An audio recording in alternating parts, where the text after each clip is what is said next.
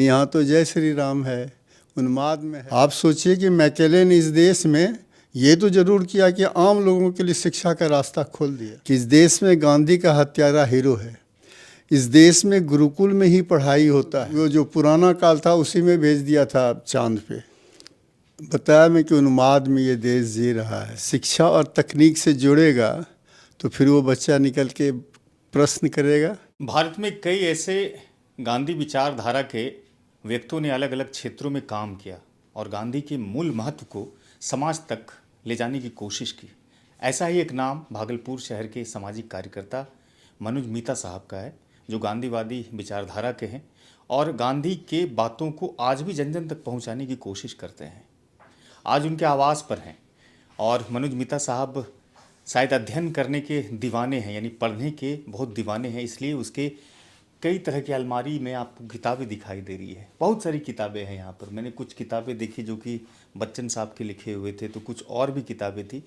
तो चूँकि पुस्तक प्रेमी मैं भी हूँ तो मेरी इच्छा जगी कि आज 3 जनवरी है और भारत के लिए खास ये दिन कहा जाता है, चूँकि आज ही के दिन सावित्रीबाई फुले का जन्म हुआ था और उसने 18 स्कूल अपने सेवा काल में खोले। तो आप देखिए, ये 90 का दशक का एक लोकप्रिय टेलीफोन है जिसको अब शायद आप कहीं कहीं देख पाएंगे। ये टेलीफोन है 90 का दशक का, और चूँकि उस ज़माने में टेलीफोन सर के घर पर था तो ये एक एंटीक पीस लगा के रखे हैं और यहीं पर बैठक खाना है। जब भी कोई मेहमान आते हैं या फिर मिलने के इच्छुक व्यक्ति होते हैं, जो भी आगंतुक हैं, यहीं आते हैं और यहीं पर मुलाकात बात करते हैं। मेरी इच्छा हुई कि आप लोगों को भी थोड़ा सा सर का दिखाया जाए कि जो लाइब्रेरी, और यहीं से मनोज मीता साहब सारे ज्ञान अर्जित करते हैं। हालांकि छोटी किताबें की सीरीज़ है, हालांकि इससे ज़्यादा किताबें तो इसने पढ़े अपने जीवन काल में हैं। पिछले दिनों सर की तबीयत बहुत ज़्यादा ख़राब हो गई थी, जिससे लोगों का आना जाना काफ़ी तांता लगा हुआ था यहाँ पर।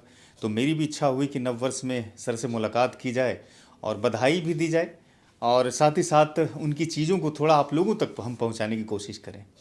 तो आज मैंने सर से बात भी किया है और आपको इस वीडियोज़ में आगे सर का साक्षात्कार पूरा आपको दिखाई देगा। देखिएगा ज़रूर, और अगर देखिएगा पसंद आएगा वीडियो तो साझा ज़रूर कीजिएगा और फिर मेरे चैनल को आप पहले की तरह ही सब्सक्राइब कर लीजिएगा। फेसबुक पर भी पेज है, वहाँ जाइएगा और जाकर के फॉलो और लाइक कीजिएगा। चूँकि नया साल है, नए ऊर्जे के साथ मैं आप लोगों से अपील यही करता हूँ कि आप अच्छी खबरें देखिए, सच्ची खबरें देखिए, भीड़ और भेड़िया दोनों से दूर रहिए। चूँकि आज के समय में फेक न्यूज़, ख़राब तथ्य आपके जेहन में जहर की तरह परोसा जा रहा है। इनसे बचना आपके लिए चुनौती है, चैलेंज है। तो नए साल में संकल्प लीजिए कि अच्छी खबरें देखेंगे और अच्छी खबरों को ही योगदान देंगे, चाहे फॉलो करके दीजिए या सब्सक्राइब करके दीजिए। अभी तो शिक्षा नहीं है, अभी तो मूर्ख बनाने का एक माध्यम है। आप याद कीजिए कि मैकेले को लोग गाली देते हैं, लेकिन मैकेले ने इस देश में शिक्षा सभी के लिए किया। आज देश में वही गुरुकुल पद्धति लाया जा रहा है कि वही पढ़ेगा जो पैसा वाला है, जो नहीं है वो नहीं पढ़ेगा। अभी एक आया है कि अब जो मैट्रिक का रिजल्ट आएगा उसमें कोई रिजल्ट नहीं होगा, सबको पास कर दिया जाएगा। तो इस देश में शिक्षा पे जो प्रयोग किया जा रहा है वो छात्रों के लिए नहीं किया जा रहा। अगर छात्र पढ़ लेंगे, व्यक्ति लोग पढ़ लेंगे तो फिर नेता लोग की नेतागिरी नहीं चल पाएगी। इसलिए इस देश में लोगों को मूर्ख रखा जा रहा है, उन्माद फैलाया जा रहा है। आप देखिए हर एक गांव में जगह जगह रामधुन, हनुमान चालीसा का पाठ हो रहा है। कौन कर रहे हैं? ये 15-16 बरस से लेके 20-25 बरस के छात्र हैं जिनको तैयारी करना चाहिए। तो इस देश में उन्माद फैलाया जा रहा है। उस उन्माद से 1831 में या 1848 में एक महिला लड़ी थी, सावित्रीबाई फुले। आप सोचिए कि तब महिलाओं को घर से निकलना छोड़ दीजिए, घर के अंदर बिना घूंघट के आप नहीं रह सकते थे। और उन्होंने स्कूल खोला।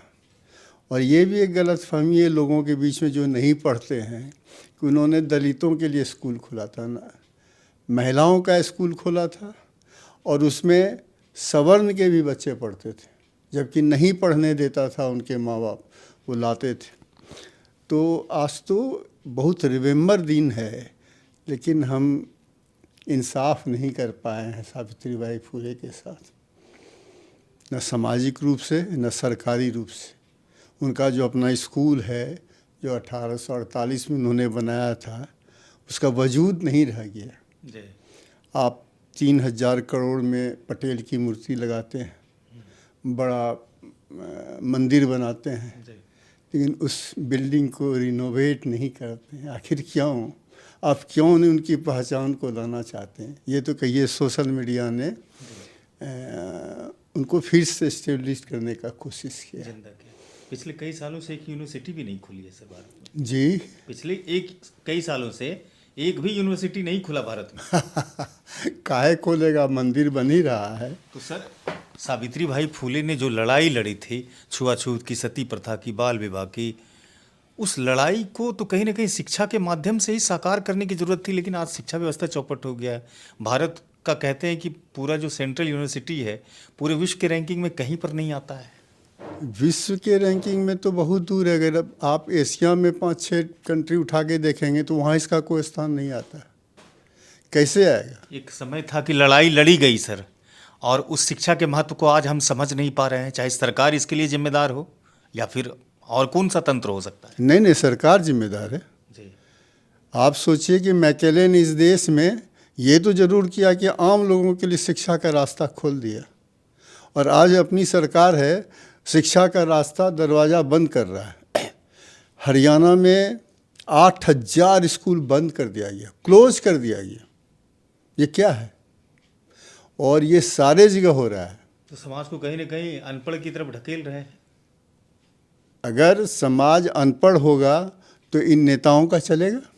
उनके बच्चे विदेश में पढ़ते हैं और यहाँ के बच्चे रामधुन गा रहे हैं, जय श्री राम बोल रहे हैं।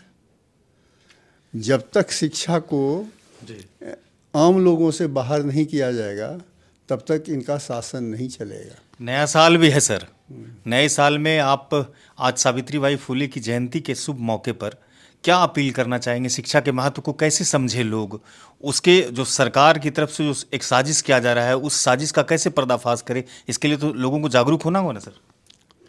ये बहुत कठिन सवाल है।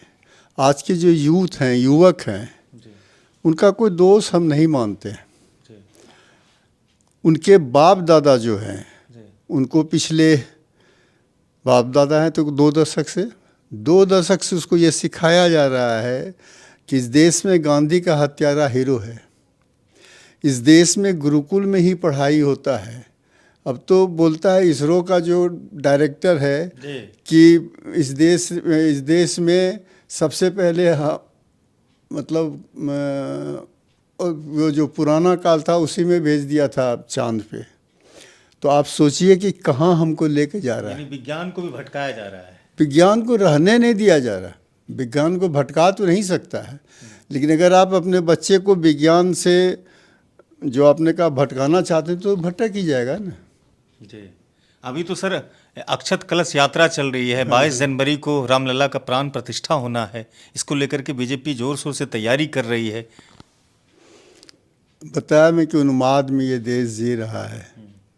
हम कहा कि हर एक गांव में अभी रामधुन चल रहा है। लोगों को जहाँ शिक्षा से जोड़ना चाहिए, तकनीक से जोड़ना चाहिए, वहाँ लोगों को दूसरे रास्ते पे लेके जाया जा रहा है। शिक्षा और तकनीक से जुड़ेगा तो फिर वो बच्चा निकल के प्रश्न करेगा कि हमें नौकरी दो। लेकिन यहाँ तो जय श्री राम है, उन्माद में है कि मंदिर बन रहा है। ठीक है, मंदिर बन रहा है, उसका कोई विरोध नहीं है। जो मर्यादा पुरुषोत्तम राम हैं इस देश के कण कण में है। हिंदू मुसलमान को छोड़ दीजिए, जन जन में है। सभी राम को मानते थे, पर आज तो वो रह नहीं गया, पूरा बदल दिया गया।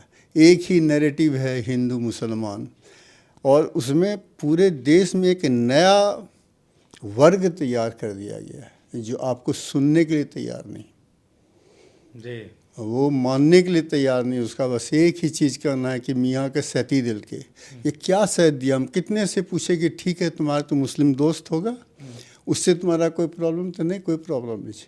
फिर बोले क्यों इस तरह का सोचते हो? तो तुम नहीं जानते लोग सब आतंकवादी होता है। तो एक अलग तरह का माइंड सेट कर दिया गया है लोगों का। तो आज सावित्री बाई फुले बहुत याद आती है, जो 1831 में पैदा लेके स्कूल खोल के लोगों को शिक्षित कर रही थी। वो परंपरा मर गई। उस परंपरा को हम लोग जीवित भी नहीं रख सके, सरकार तो नहीं रखेगी, लेकिन जो आम जन है उसने भी जीवित नहीं रखा। सर शुक्रिया, बहुत बहुत शुक्रिया सर आपका कि इस ऐसे वक्त में भी आपने हमको समय दिया सर। जी जी, धन्यवाद। आपने हमारे जैसे व्यक्ति का इंटरव्यू किया, इसके लिए बहुत बहुत धन्यवाद।